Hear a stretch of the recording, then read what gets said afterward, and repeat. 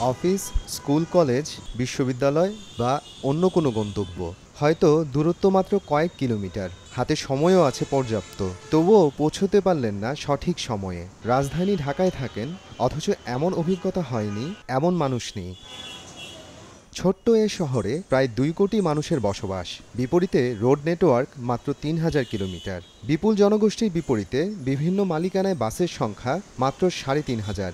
যানজট, জটিল রুট, যত্রতত্র যাত্রী ওঠানামা সহ নানা কারণে পথে হয় দেরি।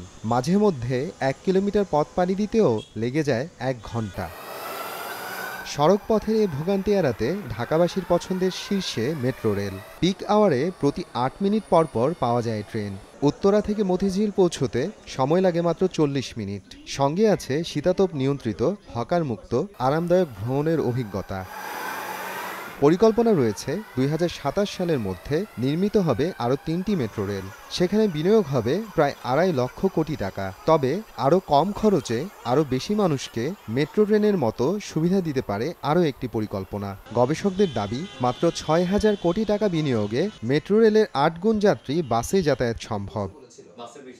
ঢাকার একটি গণমাধ্যমকে বুয়েট বিশ্ববিদ্যালয়ের অধ্যাপক ও যোগাযোগ বিশেষজ্ঞ ডক্টর হাদিউজ্জামান জানিয়েছেন, সড়কের ন্যূনতম বিজ্ঞানভিত্তিক পরিকল্পনার ধারে কাছেও নেই বাংলাদেশ। তাছাড়া ঢাকায় সঠিক গণপরিবহন বলতে যা বোঝায় তা এখনও গড়ে ওঠেনি। ঢাকার বেশিরভাগ বাসেরই নেই সঠিক রুট পারমিট বা সময়সূচি। তাই রাস্তাগুলোতে দেখা যায় চরম বিশৃঙ্খলা। বাসগুলো ব্যক্তি মালিকানায় পরিচালিত হওয়ায় কোনো নিয়মনীতির তোয়াক্কা করে না। এ সংকট মোকাবিলার জন্য প্রয়োজন কোম্পানি ভিত্তিক সমন্বিত বাস পরিচালনা ব্যবস্থা। গণপরিবহনে শৃঙ্খলা ফেরাতে ও যাত্রী ভোগান্তি কমাতে ২০১৬ সালের শুরুতে ৬টি কোম্পানির ৬ রঙের বাস নামানোর উদ্যোগ নেয় ঢাকা উত্তর সিটি কর্পোরেশন। যদিও পরে নানা কারণে ভেস্তে যায় সেই পরিকল্পনা। পরে ২০২০ সালে বাস রুট রেশনালাইজেশন বাস্তবায়নের লক্ষ্যে প্রাথমিকভাবে ৯টি ভিন্ন ভিন্ন রঙের ২২টি কোম্পানি ও ৪২টি রুটের প্রস্তাবনা দেওয়া হয়। ২০২১ সালের ডিসেম্বরে যাত্রা শুরু করে পাইলট প্রকল্প ঢাকা নগর পরিবহন। নির্দিষ্ট সময় পরপর ছাড়ে এই পরিবহনের বাস, থামেও শুধু নির্দিষ্ট স্টপেজে। বাসের ভাড়া নির্ধারিত হয় কিলোমিটার প্রতি। তাই যাত্রীদের দুর্ভোগ আগের তুলনায় ছিল বেশ কম। যদিও এবছরের ৫ আগস্ট বন্ধ হয়ে যায় এ প্রকল্প।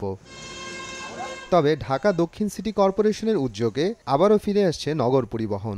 রাজধানীর ভেতরে ৩৪টি এবং শহরতলি পরিবহন নামে ঢাকার বাইরে ৮টি রুট সহ মোট ৪২টি রুটে চলবে এ বাস। এক রুটে চলবে মাত্র একটি কোম্পানির গাড়ি। এসব রুটে বাস চালাতে হলে নগর পরিবহনের আওতায় আসতে হবে বলে জানিয়েছে সিটি কর্পোরেশন। আগামী জুন থেকে মেট্রো রেলের মতো র্যাপিড পাস দিয়েও ব্যবহার করা যাবে এসব বাস। পর্যায়ক্রমে বসানো হবে নিরাপত্তা ক্যামেরাও। যাত্রাপথে ওঠানামার কোনো সুযোগ নেই। তাছাড়া সবগুলো বাসে থাকবে জিপিএস ট্র্যাকিং ব্যবস্থা। আগামী ৩ মাসের মধ্যে সমন্বিত গণপরিবহন ব্যবস্থা চালুর পরিকল্পনা রয়েছে। এ লক্ষ্যে ৩০ নভেম্বর পর্যন্ত আবেদন গ্রহণ করছে ঢাকা পরিবহন সমন্বয় কর্তৃপক্ষ।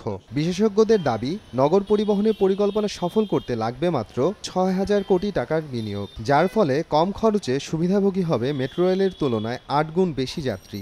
এছাড়াও ঢাকার যানজট কমবে ৭০%। মানুষের যাতায়াত হবে আরও দ্রুত এবং আরামদায়ক। মোহাম্মদ আফরানুল ইসলাম, সময় সংবাদ।